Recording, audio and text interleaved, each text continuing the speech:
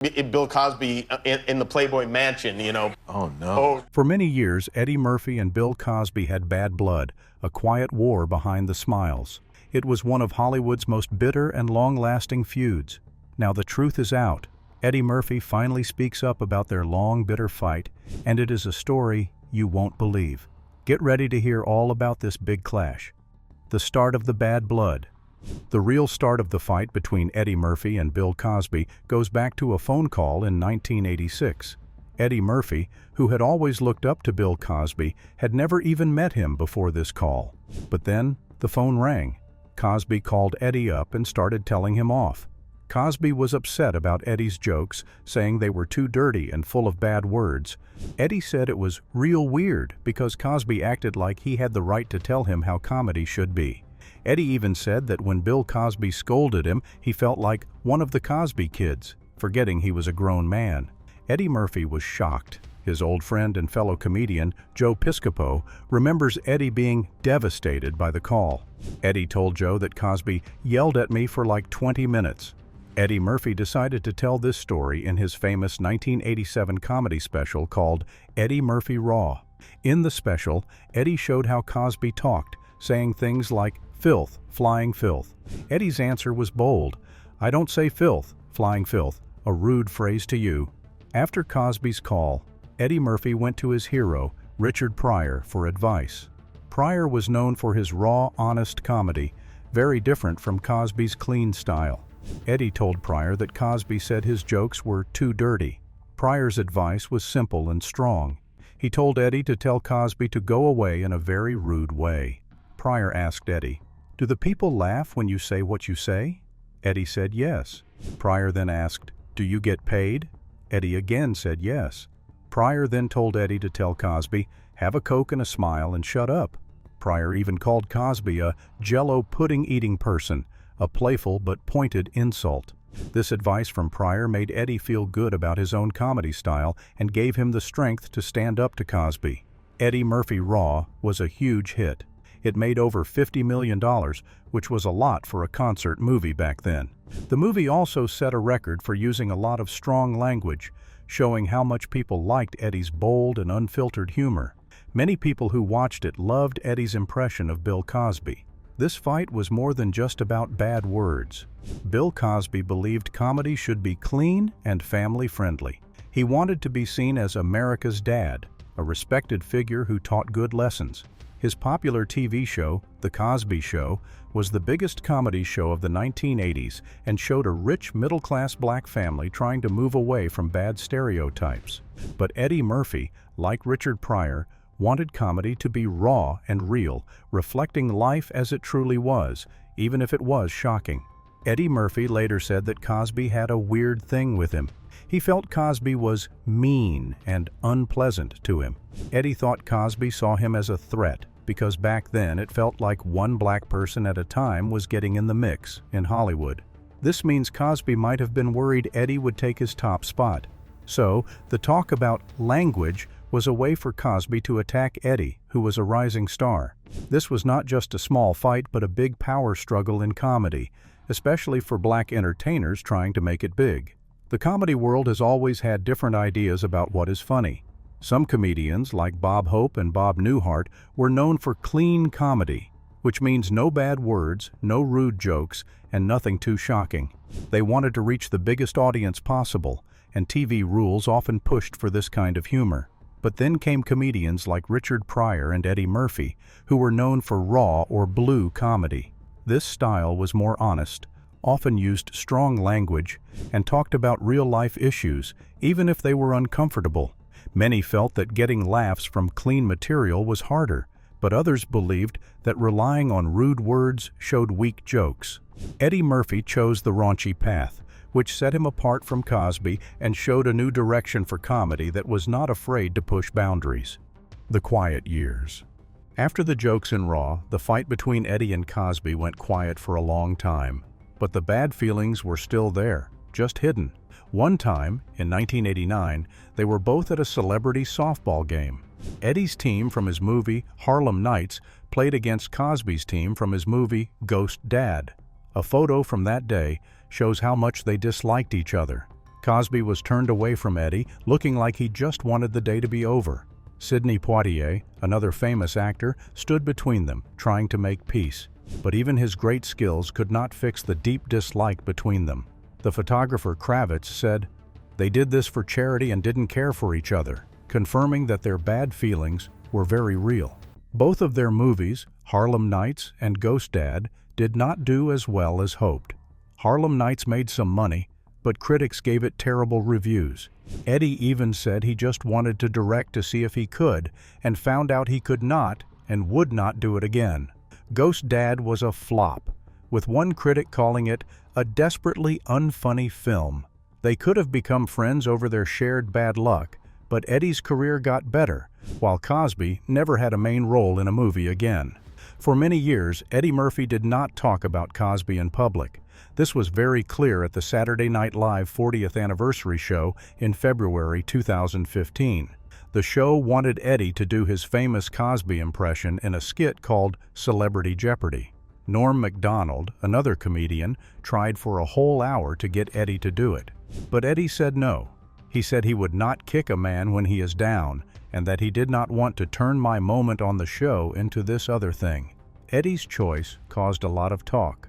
On social media, Piers Morgan said it was admirable that Eddie did not want to kick Cosby when he was down.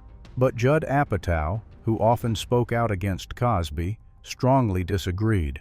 He said, "He is a bad person.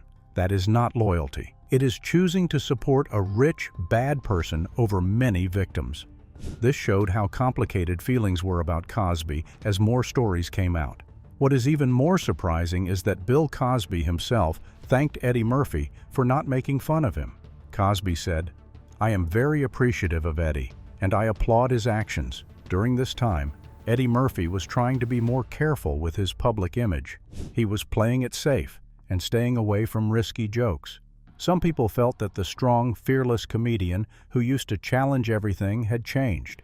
They said he was not cool anymore because he would not do daring comedy. His long-awaited return to Saturday Night Live at the 40th anniversary show was very short, with no jokes or impressions, which disappointed many who hoped for his old, bold style. The big change. The real turning point in the Eddie Murphy and Bill Cosby fight happened when Bill Cosby's life fell apart in public. This started mostly because of comedian Hannibal Buress. In 2014, Buress made jokes about Cosby's alleged bad actions, and this made many more stories come out. Cosby's good guy image, which he had built for years, was completely broken. Eddie Murphy even joked about Buress later, saying in a Cosby voice, "If I ever see or meet this Hannibal Buress in person, I am going to try and hurt this man." Cosby's legal troubles got worse. On April 26, 2018, he was found guilty of 3 serious charges. Then, on September 25, 2018, he was sent to state prison for 3 to 10 years. By this point, Cosby had not worked since 2014. With Cosby in deep trouble, Eddie Murphy finally felt ready to speak. In October 2015, Eddie received the Mark Twain Prize for American Humor. This was a big award given to people who have made great contributions to American comedy. This was a huge moment, as it was his first time doing stand-up comedy in almost 30 years. Even though Cosby had not been found guilty yet, the bad stories about him were everywhere. Eddie had practiced his short routine with his friends, comedians Arsenio Hall and Chris Rock, in a hotel room the day before. They even asked him if he was sure he wanted to do these jokes, knowing how bold they were. As Eddie looked at the award, which was a statue of Mark Twain, he made a joke about Cosby, who had won the same award in 2009. Eddie asked, "Bill has one of these. Did you all make him give it back?" Then he did his famous Cosby impression, saying, "I would like to talk to some of the people who feel like I should give back some of my trophies." The audience loved it. They laughed and cheered, and the news quickly reported on Eddie's joke, noting the shocked and then just delighted reaction. People saw it as Eddie finally bringing back his Cosby impression after not doing it at SNL 40. The most powerful moment came in December 2019, during his triumphant return to host Saturday Night Live for the first time in 35 years. This time, Cosby was already in jail. In his opening speech, Eddie made a direct joke that everyone heard. He said, "If you would have told me 30 years ago that I would be this boring stay-at-home house dad and Bill Cosby would be in jail, even I would have took that bet." Then, doing his Cosby voice, he asked, "Who is America's dad now?" The audience roared with laughter. Many people called the joke brutal and said it was Eddie getting revenge. Eddie's jokes at the Mark Twain Prize and on Saturday Night Live show a big change in what is okay to joke about. His earlier refusal at SNL 40 was based on not kicking a man when he's down. But once Cosby's alleged actions were widely known and he was found guilty, it was different. The jokes were not only okay, but people celebrated them as a way to hold a powerful person accountable. Eddie's joke, "Who is America's dad now?" was more than just a personal jab. It was a direct challenge to the good guy image Cosby had for many years. This line took back the story from Cosby, not just for Eddie, but for a generation that grew up thinking Cosby was a good role model. It showed how many people felt let down by Cosby. Eddie put himself as the voice of this feeling, comparing his own quiet life as a house dad to Cosby's life in jail. This joke was a strong way to show that Cosby was no longer seen as a hero. The aftermath. Eddie Murphy's 2019 Saturday Night Live monologue caused a very strong and public reaction from Bill Cosby's publicist, Andrew Wyatt. Wyatt put out a statement on Cosby's official social media page, harshly criticizing Eddie's joke. Wyatt slammed Eddie Murphy as a Hollywood slave. He said Eddie decided to sell himself back to being a Hollywood slave after being given his freedom to leave the plantation. He further accused Eddie of cooning and helping to destroy black men in Hollywood. Wyatt argued that Bill Cosby broke color barriers in entertainment so that black comedians like Eddie Murphy, Dave Chappelle, and Kevin Hart could have a chance to show their talent. He said Eddie's joke made him clickbait, meaning it was just for quick attention. Wyatt even invited Eddie Murphy to a meeting of the minds conversation to talk about how they could enhance black people rather than bringing all of us down together. He also used hashtags like #FarFromFinished and #FreeBillCosby. Wyatt's statement caused immediate and widespread talk and arguments in the news. While Eddie's joke was met with rapturous response and plenty of laughs, Wyatt's attack was widely reported and debated. Wyatt said he could not understand how Eddie could belittle the man that opened doors for all of them. It is important to know that Bill Cosby's conviction was later overturned by the Pennsylvania Supreme Court on June 30, 2021. This happened because of a legal mistake related to an agreement with a past prosecutor, not because he was found innocent of the bad things he was accused of. Cosby was let out of prison after almost 3 years. But even though he was free, people still thought he had done wrong. He was later found responsible in a civil lawsuit for bad actions in 2022. Wyatt's words, calling Eddie a Hollywood slave and saying he was cooning, were a very strong and wrong way to try and make people feel sorry for Cosby. This tactic tried to stop people from criticizing Cosby by saying Eddie was betraying his own race. It tried to make it seem like any black person who spoke against another black person, especially one who broke color barriers, was somehow helping a white-dominated system. This shows how complicated race, fame, and being held responsible can be in Hollywood. Wyatt's idea that Hollywood protects our own, but we teach you how to hate your own, suggests that he felt black people were treated unfairly compared to others in Hollywood, like Louis C.K. or Harvey Weinstein. This shows a deep anger about unfair treatment in the industry. Other famous feuds. Beyond the long-standing feud between Eddie Murphy and Bill Cosby, both comedians have had other moments of tension with fellow stars.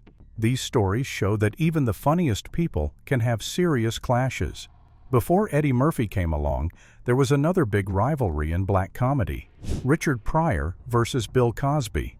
Pryor actually started out trying to be more like Cosby, doing clean acts, but he soon realized that was not his true self. He wanted to be honest, even if it meant being controversial. Pryor's widow, Jennifer Lee Pryor, even said that while Richard was dirty on the outside, he was a good person inside. But she called Bill Cosby a hypocrite who was dirty on the inside, and said he hated Richard because he worked dirty. She claimed it was a well-kept secret that Bill did bad things to many people.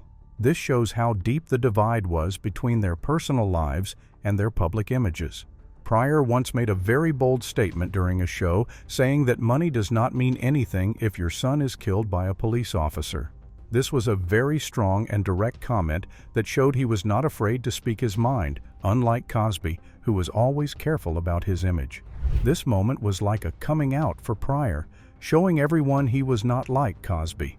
Even though they had different styles, both Pryor and Cosby were very important in comedy and won the Mark Twain Prize for American humor. Eddie Murphy also had a long-standing feud with fellow comedian David Spade. This one started because of a joke on Saturday Night Live. David Spade had a popular segment called Hollywood Minute, where he would make fun of celebrities. One night, Spade showed a picture of Eddie Murphy and joked that he was a falling star, implying Eddie's career was going down. Eddie Murphy was not happy about this at all. According to Spade, the very next Monday morning, Eddie called the SNL offices and yelled at him. Eddie reportedly said, "David Spade, who do you think you are? I am off limits. Don't you know that you would not have a job if it were not for me?" Spade said he was crushed by the call. This joke caused Eddie Murphy to stay away from Saturday Night Live for many years, even missing anniversary specials, all because of this one comment from Spade.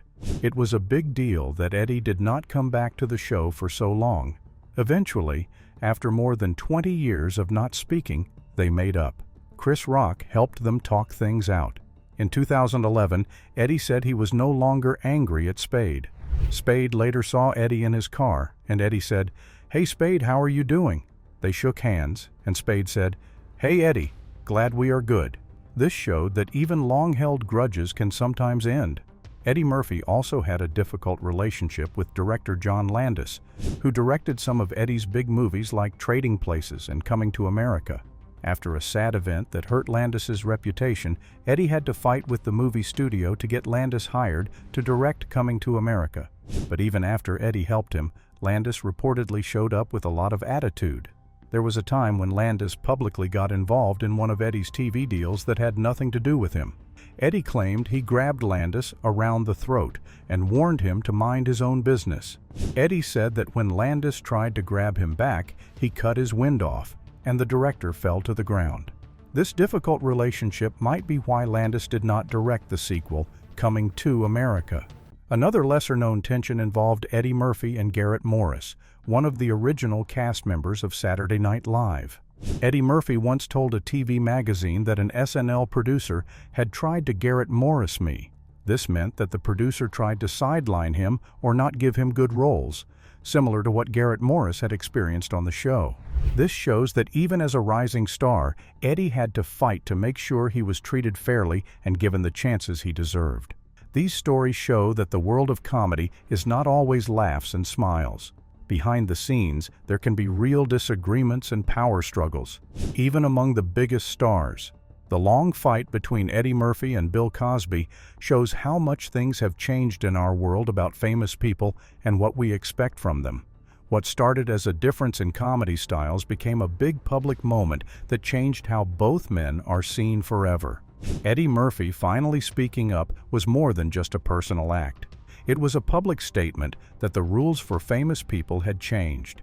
It showed that even the biggest stars must now face public judgment and be held responsible for their actions.